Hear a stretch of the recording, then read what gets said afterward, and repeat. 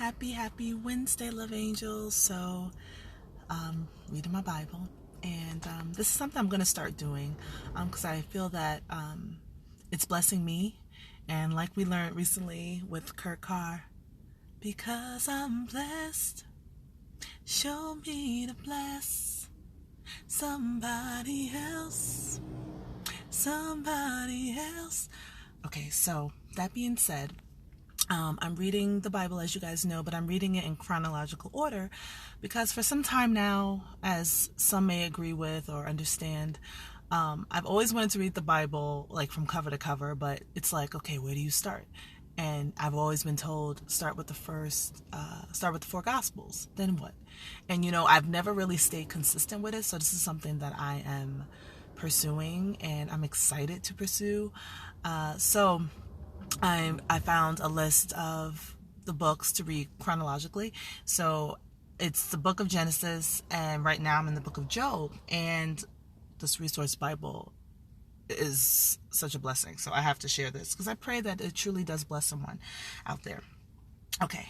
Children never tire of asking why. Yet the question produces a bitter taste the older we get. Children wonder about everything. Adults wonder about suffering. We notice that the world seems to run by a system of cause and effect. Yet there are some effects for which we can't find a clear cause, and some causes that don't lead to expected effects. We would expect Job's health. I'm losing it. We would expect Job's wealth and family to give him a very happy life, and for a while they did. But the loss and pain he experienced shock us. The first two chapters of his story are more than we can bear. To those so quick to ask why, at the smallest misfortune, Job's faithfulness seems incredible.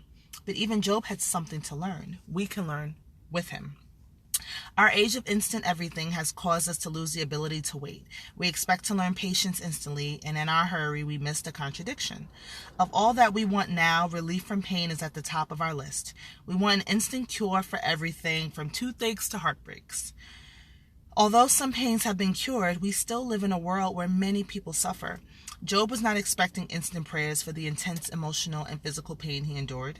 But in the end, what broke Job's patience was not the suffering, but not knowing why he suffered. And I know, just speaking from personal experience, I went through some things and I'm like, why? And you just feel like you need this sense of closure. And I've learned from Joel Osteen that we need to create an I don't understand it file. Just put it in there. Be like, Lord, I release this in there and let it go. And sometimes we'll understand it by and by, as the song says, and sometimes we don't. And we just have to trust, that God knew what he was doing. When Job expressed his frustration, his friends were ready with their answers. They believed that the law of cause and effect applied to all people's experiences. Their view of life boiled down to this: good things happen to good people and bad things happen to bad people. Because of this, they felt their role was to help Job admit to whatever sin was causing his suffering.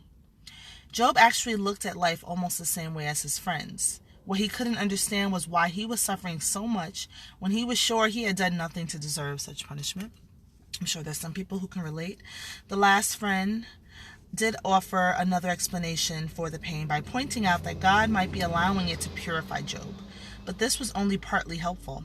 When God finally spoke, he hadn't offered Job an answer.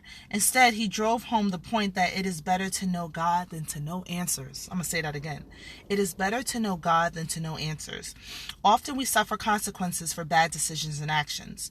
Job's willingness to repent and confess known wrongs is a good guideline for us. Sometimes suffering shapes us for special service to others. Sometimes suffering is an attack by Satan on our lives. And sometimes we don't know why we suffer. At those times, are we willing to trust God in spite of unanswered questions? That's some food for thought. And just some lessons for life that they listed here. Knowing God is better than knowing answers, which I just said. God is not arbitrary or uncaring. And pain is not always punishment.